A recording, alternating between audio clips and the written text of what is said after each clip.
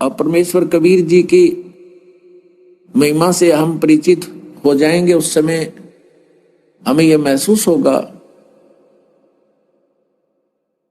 कि वो परमात्मा किस उद्देश्य से यहां आया करते थे, वो किस लिए आते हैं भगवान यहां पर। उनका उद्देश्य यह है कि तुम काल के जाल में फंसे हुए हो और यहां तुम्हारी दुर्गति कर रखी है। इस काल ने आपके साथ सारा जो कुछ भी किया जा रहा है छलावा है, आपको धोखे में रखा हुआ है। मनुष्य जीवन प्राप्त करके प्राणी परमात्मा पा सकता है और इस मनुष्य जीवन में इसको इतना मूर्ख बना दिया।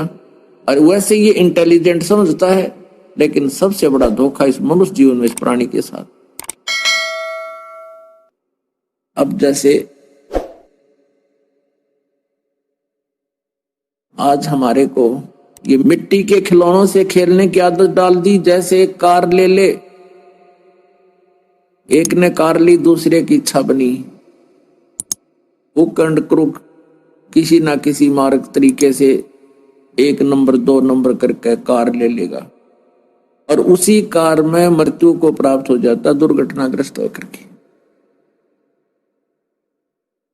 अपनात्माओं, जब तक ये प्राणी मनुष्य शरीर के अंदर है, इसकी कैसी वृत्ति बना दी, इतना बेसबरा बना दिया कि इसने एक मकान में संतुष्टि नहीं, एक कमरे में संतुष्टि नहीं और थोड़े से धन में संतुष्टि नहीं। अब किसी के पास एक प्लाट है तो उसकी यही कामना रहती है, भगवान इसमें 2 कमरे, रसोई बन जा, एक बरंडा हो जा, बाथरूम हो जा, बस मन इतना ही बहुत है। अब जब वो बन जाता है फिर क्या सोचता है कि एक बेटा और है, एक प्लाट और हो जाता बहुत अच्छा हो, वो प्लाट भी हो जाता है। फिर सोचता है इसमें 2 कमरे और बना दूं, दूसरे बेटे की व्यवस्था भी कर दूं, कल न ये अलग अलग भी होंगे, वो भी हो जाता है। फिर सोचता है कि वहां एक प्लाट और अच्छा मिल रहा है, वहां और ले लूं,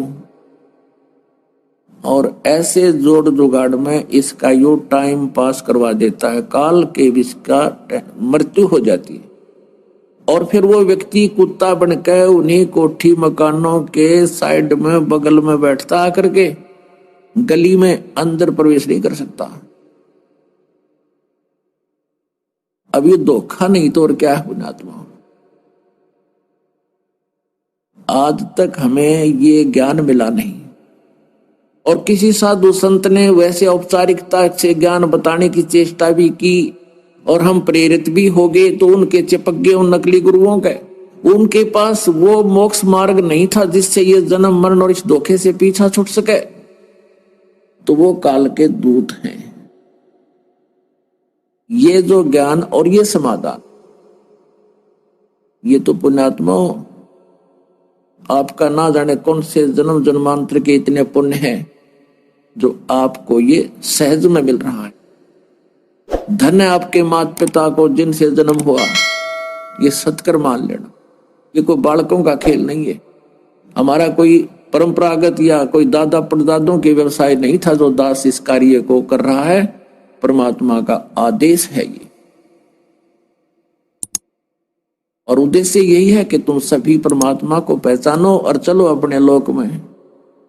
जैसे कल भी बताया था, कई अनाड़ी इस काल के रंग में रंगे हुए ऐसा भी ऑब्जेक्शन कर देते हैं कि यदि सभी यहां से चले गए तो पृथ्वी पर कौन रहेगा, वहां तू मर लिए पृथ्वी पर रह लिए सारी पे इकलाई। अरे ये और ग्रह धक्के खान भटक रहे हैं, ऊपर घूमते रहेंगे, यो भी एक ग्रह है पृथ्वी, वो सारे खाली पड़े, ये भी पड़ी रहेगी खाली। बता, इस बिना के 8 लग रही है तो कैद है, जेल है हमारे लिए।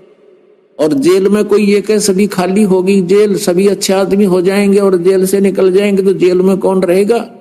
उसमें की तो और बना देंगे उसका स्मारक बढ़िया सी, बढ़िया और व्यवस्था कर लेंगे। जरूरी है उसमें वो जेल में रहना।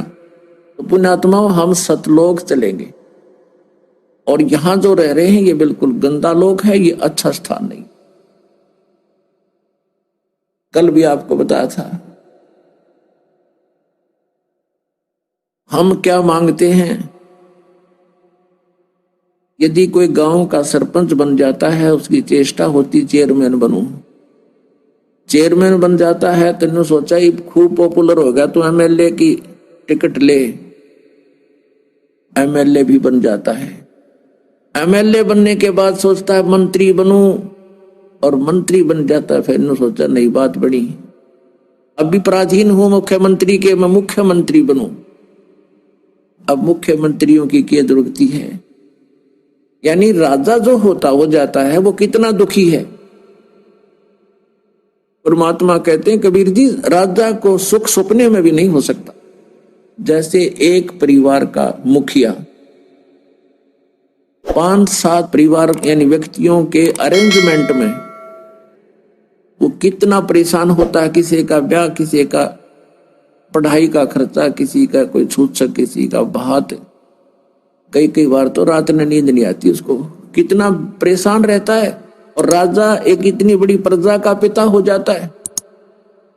कहीं कोई एमएलए कुछ कर रहा है, कितना कोई स्ट्राइक हो रही है, कितना अकाल गिर गया, कितना फ्लड आ गई, कितना ओले पड़ गए हैं, उसको नींद सपने में भी नहीं आती, गुटी लागे पड़े रात में। और हमने नो दिखा बड़ा तो ठाठ कर रहा है, नहीं।